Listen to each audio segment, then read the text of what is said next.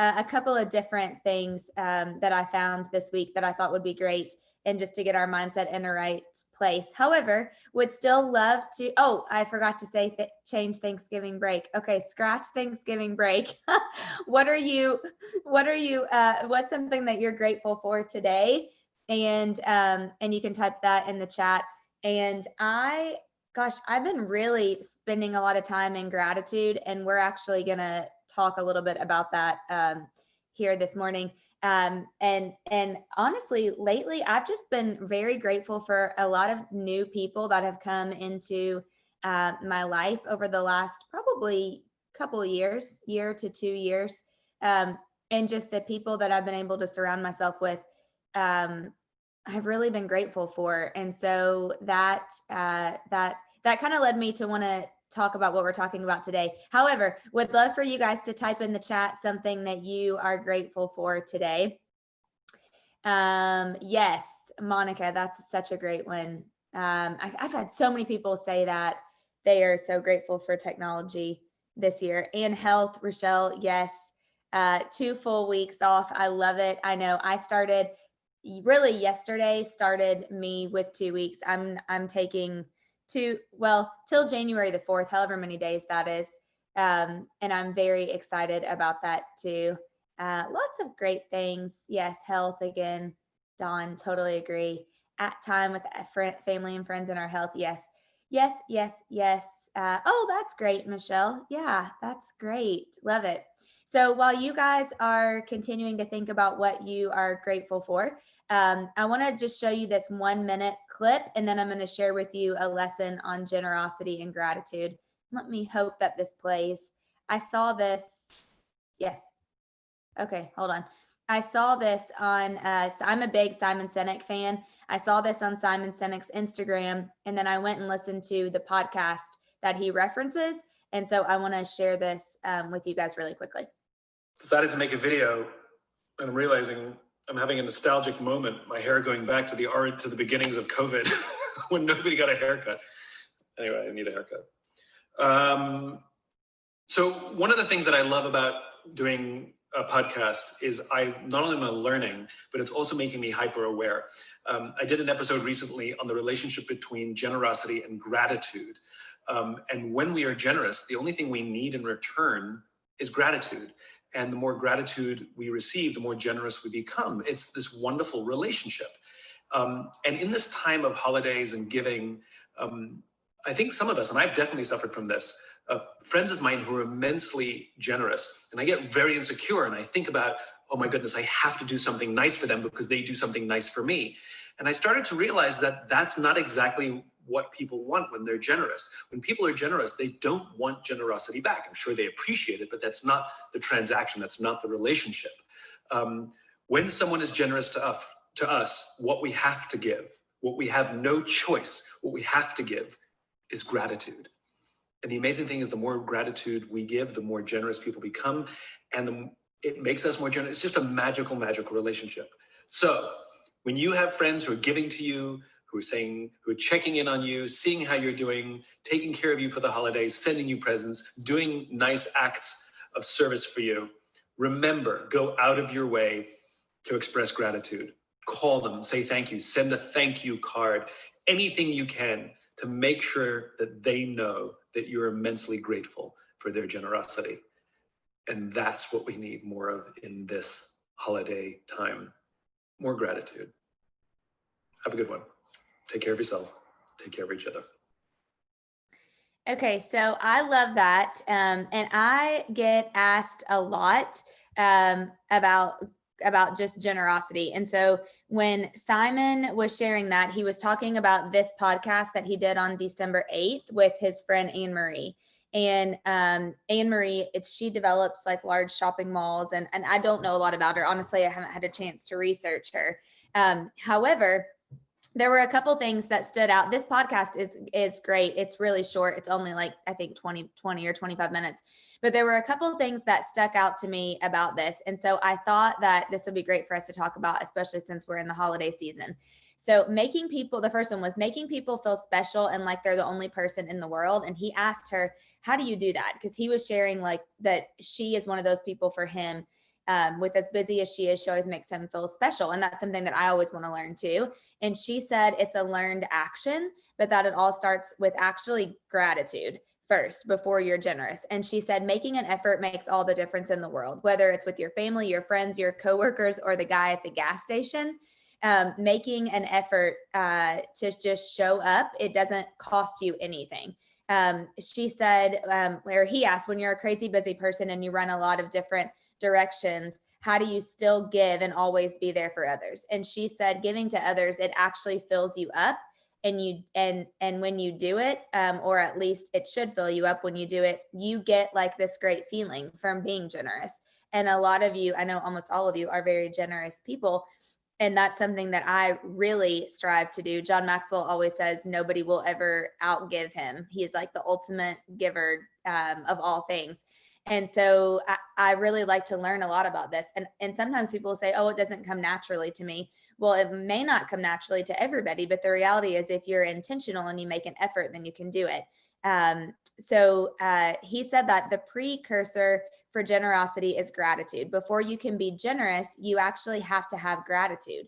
And when you have that, your generosity is not calculated. So it doesn't necessarily feel like it's calculated because you're coming from such a grateful place. It starts with the gratitude you have for the people around you. And it's not exactly something that you do. It's actually the result of being grateful first. And so Anne Marie shared that she feels like your life is a huge rippling pond. When you show up and do something positive, it has a huge ripple effect. And then what you put out there comes back to you tenfold. And so she said, let me encourage you, don't be calculated. And sometimes people, and she shared an example of this, maybe they're not generous because they are afraid that they're going to be taken advantage of. So, especially for high driver personalities, their biggest fear is being taken advantage of. High I's are that people won't like them. But she said you can't think about it like that, because if you make a mistake, or if you give and you don't get back, or maybe even somebody takes advantage of you, then that's on them. It's not on you. And so you just have to know. Now, you can't let somebody do that to you multiple times over and over and over and over again, obviously. But and he shares an example of something too, on the podcast where he gave and he felt like he said he gave immensely to somebody and he did something great for them. I don't know what it was. He didn't share, but he said that he never even got a thank you. And so he said that he knew that he wouldn't do it for that person again, but it's not going to stop him from doing that in general. And I think sometimes and Anne Marie talks about this too, you kind of have an intuition or some sort of inner feeling, if you will, that maybe you should do something or you should give, or you shouldn't. And I think when you have that intuition, at least this is how I operate, I'll speak for myself, I usually just do it. And then if what they choose to do with that is on them, it's not on me anymore. And so I think that's a way that you can think about it. So he shared this story. He said, this is a really simple, easy story, but he said that he was on a dinner party Zoom, a fancy dinner party Zoom, and that someone was eating Lou Malnati's pizza. I never can say that right. Lou Malnati's pizza. Is that how you say it? And I see Monica saying yes, which I have actually never had, but I think they're based out of Chicago, right? Yeah. Do you have one in Columbus? We do. Yeah. We got one, I think, a couple years ago. Really? But if you go, be prepared to wait for like an hour. I think it takes like 45 minutes just for the pizza to bake, but it's so good. Okay. So he talks about that. That makes sense then, Monica. So he said someone on the Zoom dinner party was having Lou Malnati's pizza, and that Simon said, oh my gosh, that looks amazing. I've never had it. And Anne Marie, his friend who's on the podcast, was on the dinner party Zoom, and she said, you've never had their pizza? And he said, no. And he said there was not another conversation about it. No other thought. 3 weeks later, he said one day around dinner time, 6 pizzas showed up at his door, and with a note that just said, enjoy your pizzas from Anne Marie. And so he shares the story on the podcast, and he's like, how does she think to do those things? And so she says, I just want to fill the gaps in other people's life experiences. And that's exactly what I do. And that's what she said. That's what she does. And so Simon said, I know that that may be a silly little story about pizza, but ultimately he said, I will never forget that for the rest of my life. And he said, so my first Melades pizza experience was due to Anne Marie, and her just remembering something. And so I thought that was just a funny story to tell. But he said, start each day with gratitude. And Simon shared that he used to really struggle with remembering people's names. And so he said, as soon as he started to know that that was a struggle, he decided to make it a generous action. And so every time he meets somebody, he circles back and says their name over and over and over again. And then he said that now, honestly, he really remembers people's name. And so he said that that's just like, that's one of his things. But he said that when he decided in his mind and in his heart to make it a generous action to know people's names, that's when he started to do it. So he said, you can only be generous to others when you come from gratitude first. And that's the lesson. When you do something nice for someone and they show no gratitude for it, you likely won't do it again. And that's okay. And the more gratitude that you feel from people, this was the biggest one, the more generous you become. And so he said that we all need to learn to be a little more grateful for the things that we have, the people that are around us. And then that's just going to put us in a much more generous place, because when we're in a mind of gratitude, then we want to pay it forward. We want to give back, and we want to be more of a generous person. So I would encourage you to, we'll post this podcast in the chat from December the 8th, but I would highly encourage you to go take like 24 minutes, I think it is, and listen to it. It was great. And I've actually listened to it twice. I listened to it again early this morning. But I just thought it was really good. And it kind of gets you in a place, especially during the holidays, right? So when we're all thinking about being generous, and we're all having other people do very generous things for us. And, I was thinking personally, actually, let me back up when he said that. And I think when I do something generous to somebody, I don't really want or need or expect them to do something generous back to me, but I do like the gratitude that they give, because I want to know that they appreciated it, or that it made them feel special, or one of those things. And so he's so spot on. Do you guys feel like that too? I don't know. Maybe it's just me and Simon and Monica, but I do feel like that's kind of how it is. So love that. The next thing I want to share with you guys is, and maybe you have, thank you, Heather, for posting that in the chat. So Heather posts the link to the episode in the chat, so you can just click on it. It'll take you to it, and you can listen to it maybe later today. The last thing I wanted to leave you with are reflection questions that John Maxwell gave us for the year. And I actually saw that he posted them on his Instagram. And so I just stole them from him. So at the end, I'll have a slide that'll give you all the questions on one slide, but I wanted to kind of go through them one by one. So the first one was, what's one thing you're grateful for in 2020? And I really want to slow down and have you guys think about these.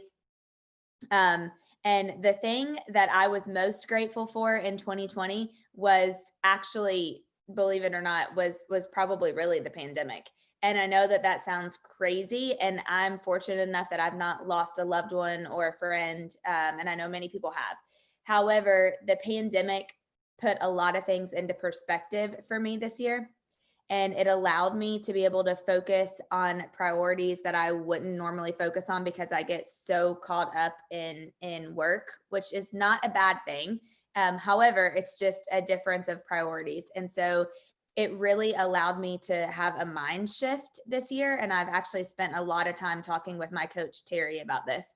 And so for me, that was one thing that I was really grateful for. So he wants you to reflect on the one thing that you're super grateful for. And honestly, had we not had Zoom this year, I don't know what we would all be doing. Honestly, it's crazy. It's actually probably brought me to closer connections with people than it did pre the pandemic, really, to be honest. More purposeful relationships for sure. The next one is, what's one thing you'll be glad to leave behind in 2020? And I had to really think about that one, because I couldn't really think of anything, honestly. I'm still kind of thinking on that. I would be curious if you guys have thoughts or feedback in the chat. One thing that you'll be glad to leave behind in 2020. That one I'm still thinking on, I'm still pondering. I'm going to answer and journal about all these before the end of the year. The next one is, what habit or maybe habits have you developed this year that you will carry into 2021? This was a really good one, I felt like. And for me, this habit, actually, I'll look it up right now and tell you on my phone. This habit for me was I brought back into my morning routine. Before I do anything, I'm doing my devotion. And it's made such a big difference. And actually, virtual school. Oh, Troy, is that what you're saying you want to leave behind? Probably. Leave Zoom behind and get back to, yes, for sure. I figured people would say that. That's definitely a good one. For me, the habit that I want to carry into is continuing this. So I'm on streak one. Today is day 113. I'm like really proud of that. 113 days in the morning that I have done my devotion on my little handy dandy YouVersion Bible app before anything else. And it truly is such a habit. I mean, now, like, as soon as I wake up, I don't even want to do anything else until I do that, because one, I don't want to mess up my streak. And two, because it's just gotten me in such a good mindset and a good place in the morning. And so I would highly encourage you guys to get back on the bandwagon or try it for the first time. It's really easy. It takes like 5 minutes, and you just walks you through a little story and your devotion, and then you're done. And so that's definitely the habit that I want to carry into 2021. And would love to know if you guys have. Yes, Michelle, morning mindset was created because of COVID. I actually started it the second week of lockdown. So we've skipped, I think, 4 weeks total, honestly, because I've had to travel on those mornings and we're unable to do it. But this, in my little PowerPoints, this is week 34. So I know we've skipped, I think, 4 probably ish. I think maybe that's right, Heather. So we're at almost 40 combined weeks really of being in the pandemic. And so this is a habit I'm definitely going to carry into 2021. So thanks for saying that. No, this is one of the things that I'm looking forward to continuing in 21, because honestly, I wake up every Wednesday, look forward to this little half an hour. So I love it. So thank you for sharing that and for being on. And yes, I'm definitely continuing this into 2021, and hopefully we'll just continue to grow it for sure. The next question is, what relationships have you developed this year that will continue into 2021? For me, there were several, honestly, that I've just have maybe gone deeper with this year, or even kind of kindled, maybe, if you will. So that's just a good one to think about. I met and developed some great relationships at John Maxwell this year at Exchange that I'm hoping to continue into 2021 as well. The next question is, what has brought you hope during this year? And I think for me, the reminder of this was, this too shall pass. And like, that's a hopeful comment for me to just think about, and to be hopeful on that, no matter what's happening or what season we may be in, it's going to pass. Everything always does. And there's going to be opportunities, and there's going to be great things that come out of it as well. And that gave me a lot of hope this year. The next one is, what will you remember most fondly from this year? And I think for me, it's going to be just like a little bit of slow down time. Now, while I have worked harder this year than I've ever worked in any years in the past, but it was a different kind of work. And I think I was talking to Adam about this, we were chatting about this, and I think the reason is because I got to work really from home a lot, and I've never done that before.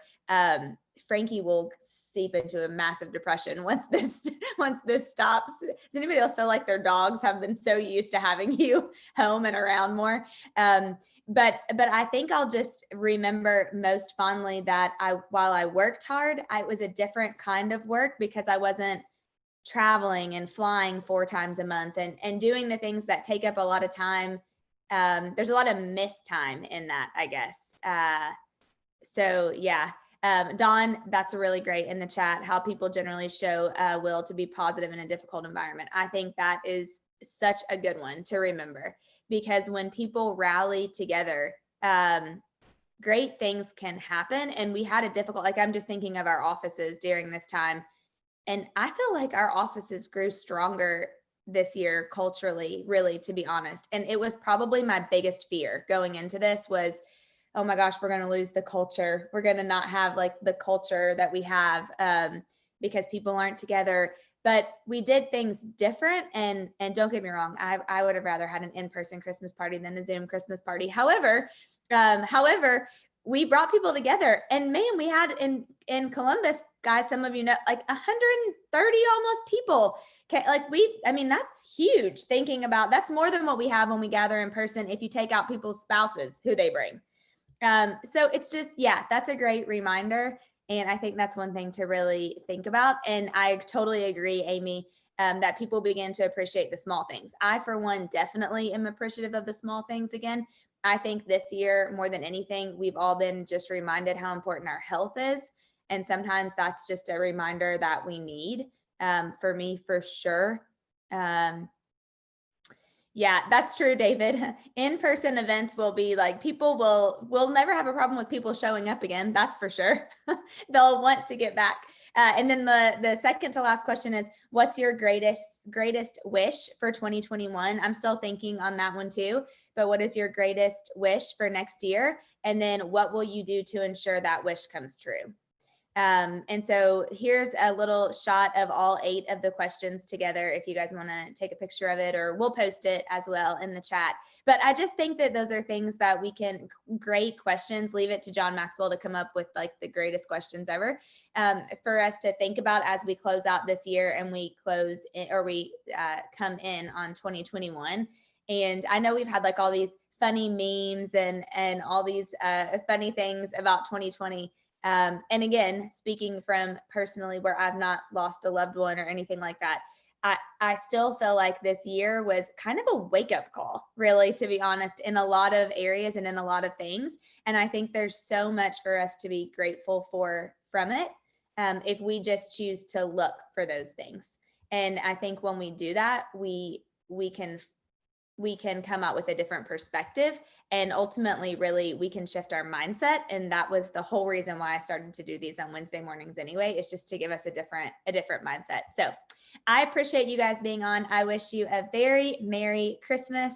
I hope you guys have a great holiday, even if you're doing it virtually or if you're doing it in person. I am getting ready to set up out here like a huge long table outside on the carport with all of our chairs and everything, so that we can still like hang outside and hang inside. And it's different, although I'm grateful to be able to do it. So thank you guys. Love you guys. Merry Christmas.